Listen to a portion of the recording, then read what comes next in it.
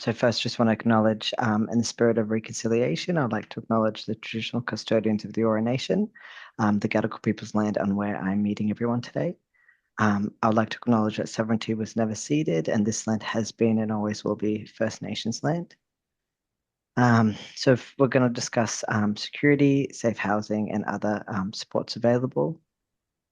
Just a little bit about me. So I've done a Bachelor's of Social Work at UNSW. I have been in this case management, caseworker. I wear a lot of hats. So I work as a caseworker, case manager, and a student liaison officer, and have been here for the past 2 years. I'm just going to discuss public housing, crisis accommodation, and income support. So I don't know if you can see all of this. I think I'm just going to pop this down here. Great. Um, so public housing, they're all generally the same, but they all have different jurisdictions. So Homes New South Wales is for New South Wales. We've got Department of Family, Fairness and Housing for Victoria, Department of Housing for Queensland, Department of Communities for WA, South Australia's Housing Trust for South Australia, Housing Tasmania for Tassie, Housing ACT, and there's also the Department of Territories, Families, Housing and Communities. For public housing, there must be an eligibility of homelessness or risk of homelessness.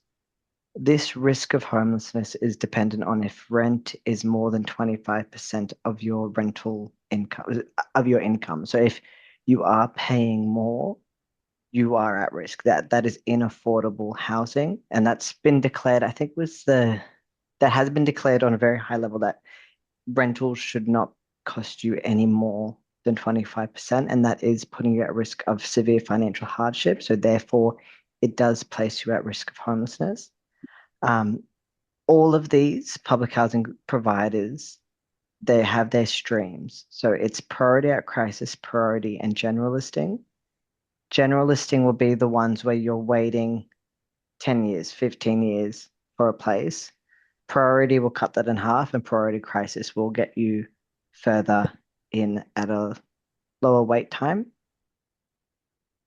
Currently, it used to be back in the day, you would get a 99-year lease. Now it's dropped back down to it's only two, and it's just renewed every 2 years. So that's when they'll do a visit to your property. And then if there's no extreme changes in your circumstances, it will maintain and you just get renewed for another 2 years.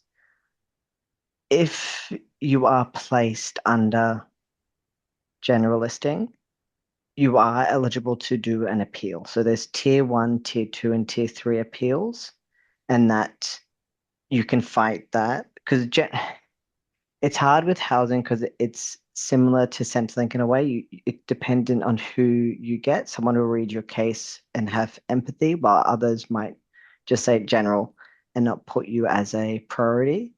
So that's why there are these appeal processes. And the third tier appeal, that's when it goes to a third party. So that's when they'll do their own investigations and then put forward their process as well. So accessing it, you can do it either in person, over the phone, or online. Generally, online is your best bet, just because it and does ask you for all the evidence that's required. So it is a nice, clean way to have everything put down straight away. But over the phone and in person, presenting in person can put your case as more of a crisis case, so that can actually work in your favor more. Um, the, to get priority housing, a current housing situation that is exacerbating the physical health, such as you're getting older or you might have a health condition that you can no longer go up the stairs. But you need to get up to the stairs to use the bathroom. So every time there's a risk of falls or there's a risk of worsening a back condition, so that like if the current housing is actually worsening your health or mental health as well, like for example, um you live in a one bedroom apartment and the neighbors are loud and there might be some PTSD if you, for example, experience some dramatic event and hearing that.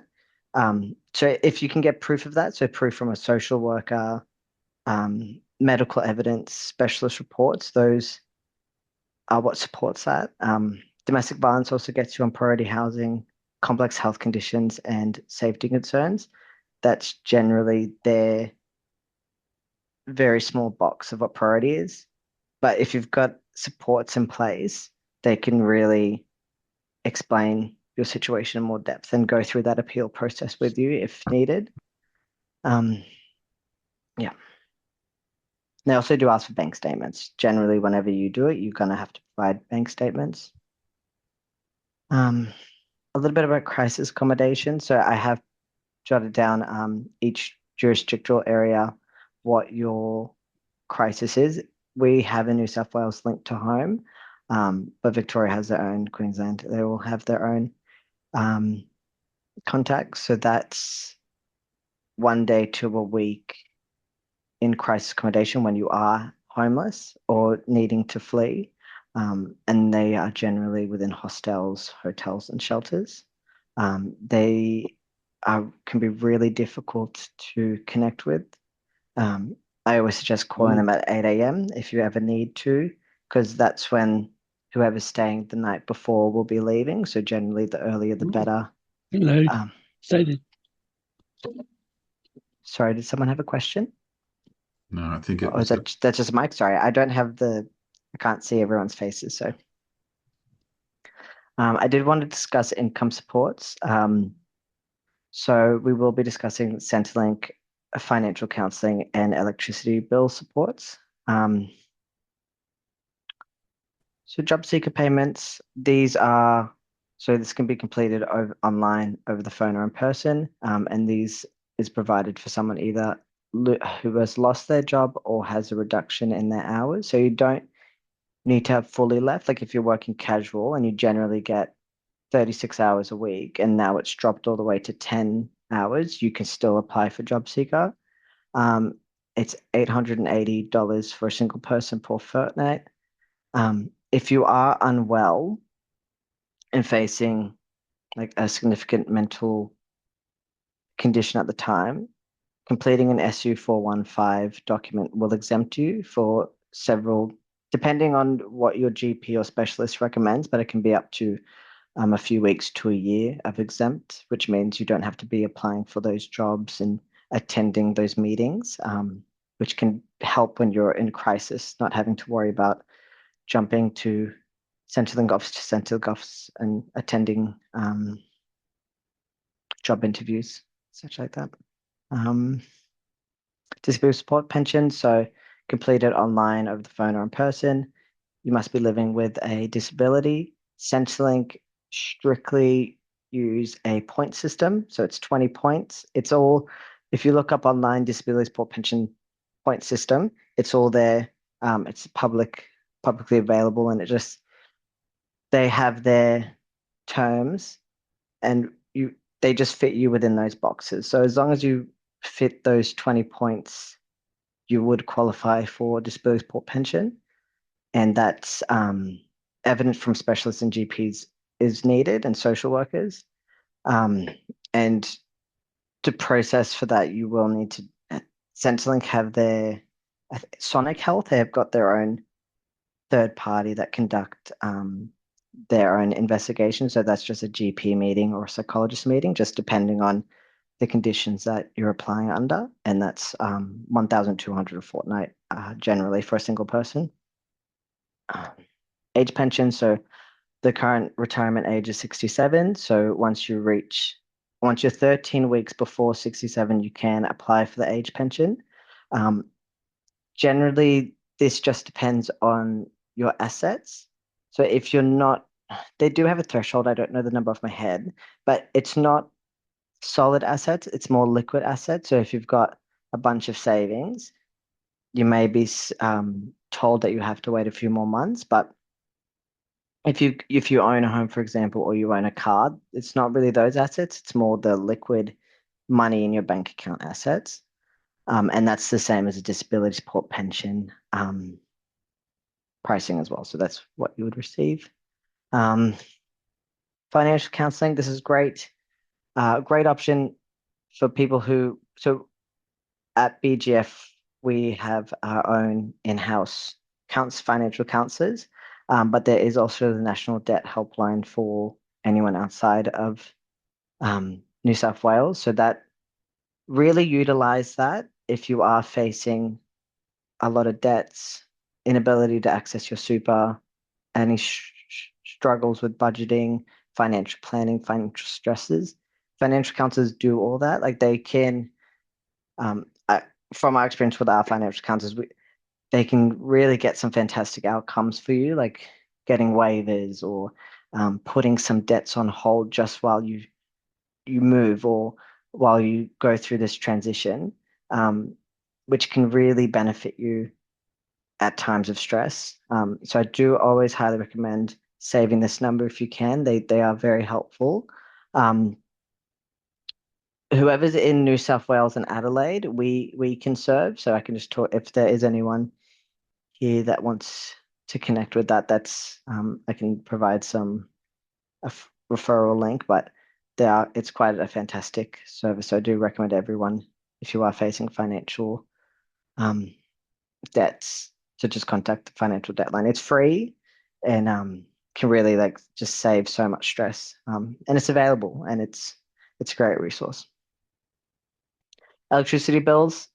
This is still a great service for everyone. So similarly, everyone's got their own. They're all the same. So in New South Wales, it's called EPAs, Energy Account Payment Assistance, but everyone's got their own providers.